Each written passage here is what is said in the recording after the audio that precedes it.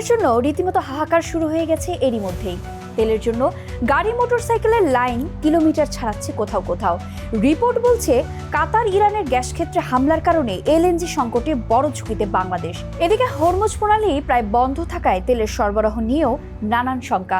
যদিও সরকার বলছে পরিস্থিতি এখনো তেমন খারাপ অবস্থায় যায়নি, কিন্তু বিশ্ব পরিস্থিতি নিয়ে যারা ন্যূনতম ধারণা রাখেন তারাও বুঝতে পারছেন অবস্থা মোটেও ভালো নেই। অ্যানালাইসিসের আজকের পর্বে সঙ্গে আছি আমি বিথি দাস।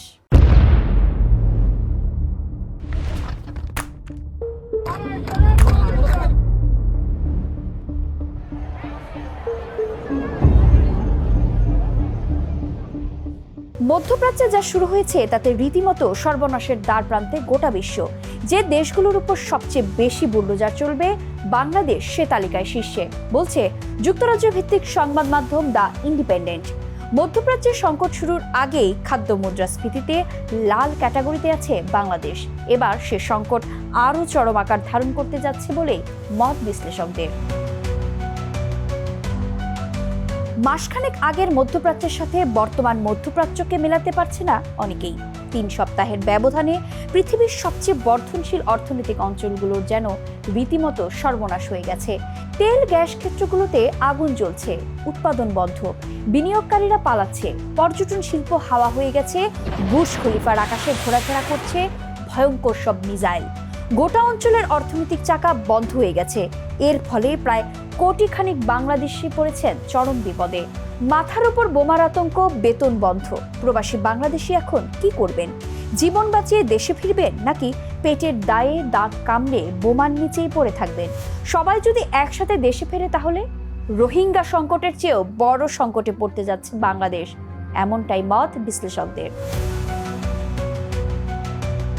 জনশক্তি কর্মসংস্থান ও প্রশিক্ষণ ব্যুরো বা বিএমইটি এর তথ্য মতে বিশ্বের বিভিন্ন দেশে প্রায় 1.5 কোটি বাংলাদেশি কাজ করেন, যার অর্ধেকেরও বেশি অর্থাৎ প্রায় 70 থেকে 80 লাখ মানুষের গন্তব্য এই মধ্যপ্রাচ্যে। সৌদি আরব, আমিরাত, ওমান, কাতার বা কুয়েত এই দেশগুলো থেকে আসে আমাদের রেমিটেন্সের সিংহভাগ।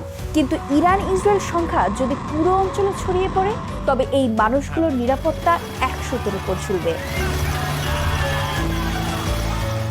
এমন ভয়াবহ পরিস্থিতিতে তারা কি দেশে ফিরবেন? ইতিহাস বলে প্রবাসী বাংলাদেশিরা সহজে হার মানেন না। লেবানন বা লিবিয়ার যুদ্ধের সময়ও আমরা দেখেছি জীবন বাজি রেখে অনেকেই কর্মস্থলে থেকে গেছেন, কারণ দেশে ফিরলে জুটবে বেকারত্বের অভিশাপ। তবে যুদ্ধ যদি সর্বাত্মক রূপ নেয় এবং কর্মক্ষেত্রগুলো ধ্বংস হতে থাকে, তখন বাধ্য হয়েই লাখ লাখ মানুষকে দেশে ফিরতে হবে, আর তখনই ঘটবে সবচেয়ে বড় বিপদ। অনেকের মনে প্রশ্ন জাগতে পারে, হঠাৎ এই লাখ লাখ মানুষ দেশে ফিরলে সেটা কি রোহিঙ্গা সংকটের চেয়ে ভয়াবহ হবে? অর্থনীতিবিদদের মতে এটি হবে দেশের অর্থনীতিতে এক মহাবিপর্যয়। 12 লাখ রোহিঙ্গার জন্য আন্তর্জাতিক ফান্ড আসে, কিন্তু হঠাৎ যদি 20 লাখ প্রবাসীও বেকার হয়ে দেশে ফেরেন, তবে রাষ্ট্রকে তাদের দায়িত্ব নিতে হবে। একদিকে যেমন বছরে প্রায় 10 থেকে 15 বিলিয়ন ডলারের রেমিটেন্স হাওয়া হয়ে যাবে, অন্যদিকে দেশে তৈরি হবে বিশাল বেকারত্বের চাপ। সহজ ভাষায় বললে এই পরিস্থিতি হবে একটি দ্বিমুখী তলোয়ারের ধারে কাটা এক মরণ ফাঁদ, যা বাংলাদেশের অর্থনীতিকে কয়েক দশক পিছিয়ে দিতে পারে। সংকট শুধু প্রবাসীদের ফেরাতেই সীমাবদ্ধ নেই। হরমুজ প্রণালী দিয়ে বিশ্বের প্রায় 20% তেল পরিবহন হয়।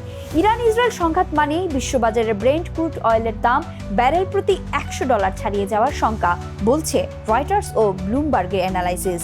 এর সোজা প্রভাব পড়বে বাংলাদেশের ওপর। জ্বালানি তেল, সার এবং এলএনজির দাম আকাশ ছোঁয়া হলে দেশে পরিবহন খরচ বাড়বে, হুহু করে বাড়বে মূল্যস্ফীতি।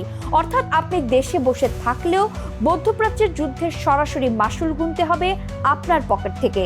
একই সঙ্গে ঘরের সিন্দুকে রয়েছে ডলার সংকট। এ যেন মরার উপর খাড়ার ঘা। ইতিমধ্যে লেবানন বা জর্ডানের মতো ফ্রন্টলাইন দেশগুলো থেকে অনেকেই আতঙ্কিত হয়ে বা চাকরি হারিয়ে দেশে ফিরতে শুরু করেছেন। যদিও এই সংখ্যাটি এখনো কোটির ঘরে পৌঁছায়নি, তবে এই স্লো পয়জনিং অর্থনীতির জন্য এক অশনি সংকেত। বাংলাদেশ সরকার কি ভাবছে? পররাষ্ট্র মন্ত্রণালয় এবং প্রবাসী কল্যাণ মন্ত্রণালয় ইতোমধ্যে পরিস্থিতি নিবিড়ভাবে পর্যবেক্ষণের কথা জানিয়েছে।